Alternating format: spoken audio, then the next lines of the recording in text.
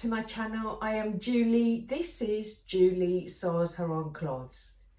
Today I will be focusing on garments that I've made that are suitable for a summer wedding. I have chosen garments that I think would also be usable for my summer holiday wardrobe. So I've got a few bits that I've made that I'm really keen to share with you. Before I do that, I will just share with you what I'm wearing. It is a model jersey from First for Fabrics, and this was something that I was gifted. I won First for Fabrics Make of the Month way back probably a year ago now, and I just asked them to source me a mystery fabric as my prize, and they chose this model jersey. It's super soft, and I've made the tilly and the buttons Tabitha t-shirt with it. I also made a V-neck, a square neck t-shirt with the fabric, and they have been washed and worn, and the colours are still really vibrant. So lovely fabric, really enjoy wearing it, and it's very comfortable. I don't know where to start. Where shall I start? I think I'll start where I left off in my last vlog, which was almost 3 weeks ago now. I did try and get a vlog done last weekend, but actually I just spent the time sewing, but that does mean I have got more to share with you. So I hope you forgive me for making you wait so long for the reveals on what I had planned. Now, in my last vlog, I did talk about making the Victory Patterns Rowena jumpsuit. I will put the line drawings here for you. I wanted to make a toile with this fabric that I showed you, and this was from a Sew Hayley Jane subscription box. I did make the toile, and I made that version in the cropped leg. I didn't necessarily think that this would be what I would wear for the wedding that I've been invited to, but I did want to have something that I could then put in my suitcase and take away with me. And actually, if I had been invited to maybe just the evening do, I potentially would have considered this as an option. I will put some photographs here for you of me trying it on, but it is a really lovely pattern design. I think you can see the back has a really nice tie, and in the photos hopefully you'll see how that looks on. But what I really love about this particular pattern is that it has a wonderful easy getting in and out of sheared waistband, which then means all of the crotch and that everything is seamed up. I do really like my my ZD jumpsuit, but I'm always checking that the flap isn't open, because it's open from kind of high crotch to the waist and then tied. I'm always kind of checking to make sure that isn't gaping. I don't have that issue with this, but it's so easy to get in and out of. So for me, that's the perfect option. The thing I was most concerned about was making sure that it didn't gape, because it is a crossover at the back and the front, but actually it just fits me the way I like things to fit. It's a better fit than the ZD. I do need to work on the ZD. I think the crotch line is too deep for me, so the next time I do make that up, I need to shorten the crotch line. This didn't need any alterations whatsoever. I went by my measurements on the pattern, and I just followed the instructions on the pattern. I didn't have any difficulties whatsoever. There was nothing that kind of had me scratch my head trying to figure out what is this pattern telling me to do. It has lovely pockets in it. And as the twirl, I was delighted to have something that I think I will wear regularly with a pair of pumps or sandals. It's got a really lovely short grown-on sleeve. Just lovely. And the fabric, I really wasn't sure of the fabric, and it is sat in my stash for a good year, not really knowing what to do with it. I didn't think I liked the colour, but when I put it on, I think it brings my skin tone out quite nicely. I look browner than I actually am. So it doesn't wash me out. It actually complements my skin tone, which I was surprised at. I thought it would wash me out. And actually, that's one of the beauties of, that is one of the beauties of a subscription box, where you get fabric and you go, not sure. But actually when the right pattern comes along and you try it, I was just amazed how well this suits me and how much I really love it. So for me, that was an absolute win. I think if I was wearing this at a special occasion, I would pick out the blue for maybe accessories, or even the cream. Probably the cream, actually. I've got a really nice pair of cream sandals with a short block heel that I think would look really lovely with this. It looks a little bit white, but it's not. It's definitely cream. It's just superb. I love it. I love the way the fabric and the pattern are a really good match, and it definitely gave me the vibe that I wanted to make this up in a more wedding appropriate fabric, if that makes sense. So on to the next item, which was I made the full length trouser version of the pattern. Now, I'm not going to show you that. It is over there, and I literally have just hemmed the trousers so that it is complete now, and I have tried it on and it does fit me really well. But I'm going to save that and send some footage, put some footage into my next vlog to show you what it looks like. But I will show you the fabric itself. So I did choose this wonderful viscose linen. Again, this was a Sohaili Jane subscription box fabric. I had 3.5 meters of it. I think I've got probably almost a meter of it left, in quite a few large remnant pieces that I will definitely use for something else. I'm stashing all of my viscose linen remnants, and I'm really thinking of making the tie dress in a patchwork linen. I've seen a couple on Instagram and I think they look amazing, so potentially saving them all to kind of get enough pieces together to do that. But in terms of this fabric in that jumpsuit with the full length trouser, accessories I think are probably what are going to make the garment. So I'm just looking where I put them. So I'm going to show you my bag. So this is the bag, and for me the beauty about accessorising a wedding outfit is, when I saw this fabric, it put me straight in mind of a ready to wear dress that I bought for a wedding maybe 2 summers ago, and I bought all of the accessories to go with that ready to wear dress that have literally been used for one day. Therefore, they've been packaged away, and I'm like, that has got to be made into something for a wedding, so I can reuse those really lovely accessories that I purchased. And this bag is from Fairs 8.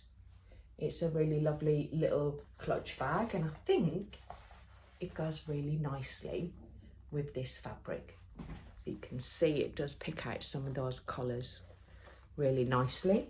And to go with that, I have a Fairsiet hat. So that, with that, and that. I have matching shoes. Did I bring the shoes? I have matching shoes. Let's have a look.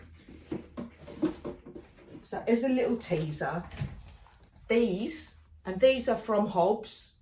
So they're really good quality shoes. There's hardly any wear on them. They've been worn once. I want to get use of these kind of accessories. So to find a fabric completely different from the dress that I bought, that will give me the opportunity to wear these accessories again, I'm really quite pleased about. And you will see in my next vlog, because the wedding is not this weekend where I'm releasing the vlog, the following weekend will be the wedding, so I won't have to wait too long to see how that outfit looks all put together. So I'm really pleased with the fabric choice. I really think the jumpsuit is a really lovely alternative to a dress for a wedding. I think it's quite modern and I think it's going to look great. And actually, wasn't sure at first. I've had a couple of people kind of check it out for me, including the mother of the bride, who's going, you got to wear the jumpsuit, it looks great. So that's what I'm going to do. That's what I'm going to do. I don't know if this resonates with any of you, but I wear my Mimi's all the time now, outside, at work, when I'm going out with Chris. But there was something I was a little bit hesitant about wearing a Mimi for such a special occasion. I kind of doubted myself whether the quality would be good enough. I was like, shall I wear ready to wear? I'd ordered a dress as a backup because I kind of had a bit of a confidence crisis, but actually Chris and my friend, who is the mother of the bride, were both like, you got to wear the one that you made. So that's what I'm going to do. That's what I'm going to do with my accessories that are desperate for another outing, so that the money that I spent on them starts to be a bit more better value than it just sitting after one day's use. So that is my plan, is to wear the jumpsuit. But whilst I was kind of having this confidence crisis, I was thinking, maybe I need to make a dress so I have got an alternative. Maybe I just need a backup, a me-made backup that I could consider as an alternative. And I've been asking other sewists and vloggers for any suggestions, and I've got a list of options that others suggested patterns would be suitable for a wedding. My mind just kept going back to Rachel's dress. Rachel from French Seams made a beautiful dress for a Frocktails event earlier this year, and that is kind of just been planted in my mind, like, it's beautiful, I would really like to wear that. But for some reason I'd associated that dress with being more suitable for late winter, maybe Christmas events, and I thought, do you know what, that could look really nice in a summer fabric, so why don't I give that a go? And that's what I have done. So I have made, or I am in the process of making, the Mari from, where's it from? The Mari, from the Pattern Society. Now, purchased this from the Foiled line, so it is available to buy from the Foiled line, and I just got them to send me the AR pattern pieces for it as well. Made that nice and simple, and I got so excited waiting for it to arrive, because I think the fabric chose the pattern, in all honesty. And I did share the fabric with you in my last vlog, and it is got this from Hairsaw Sister, and it is a double gauze. I think the print is called Bountiful Blooms. It just reminds me of confetti. It just reminds me of those little bits of confetti all clumped together in the shape of a bloom. And I thought, do you know what, I'm going to give it a try, and that's exactly what I did. I am still working through the fit. For me, I did size down based on the finished garment measurements. And whilst it looks big on Annie, that's because I have made her, I've adjusted her to be smaller so I could keep fitting the dress over her. It is intended to have an invisible zip down the side. I can get this over my head and get it on without an invisible zip. So I made Annie a little bit smaller so I could just keep pulling that over Annie to kind of keep fiddling about with the fit. But honestly, I am proper obsessed with this sleeve. I just love it. It's just so pretty on. I do have a couple of photos that I tried it on in my haul wear before I fixed the hem, because I wanted to see what the hemline looks like. Again, this isn't finished, it's a work in progress, and I actually think I like it without needing the invisible zip in it. I think the fit, I quite like it being a bit looser. It's meant to look fitted, and it feels fitted here, but it's a bit looser on the waistline, which I really like. I don't really want things clinging to my belly, and this definitely is a bit drapier on the stomach area, which I quite like, but I think the hips need to come in a little bit. It's a little bit big on the hips for me, but I think with a minty green or maybe even the bright pink accessories, this would be really lovely for a summer wedding. So whilst I have decided I'm not going to rush this, and I haven't got much time between now and the wedding to do any more sewing, so potentially this is not going to be completely finished in time for the wedding for me to kind of then have another dilemma. Do I wear the jumpsuit? Do I wear the dress? I haven't got the accessories that I would want to wear with this, but I would wear a pair of nude shoes, which I have got. I've got some really nice nude shoes that would go really well with this. It has got a bit of the nude colour, probably one of the least colours in it, but it does have, I think I would pick out this colour for the shoes, and I would pick out maybe the light minty green, but probably the pink for maybe headwear and a bag, or even an accessory for my neck and the bag, and not do anything, maybe just a little flower or something.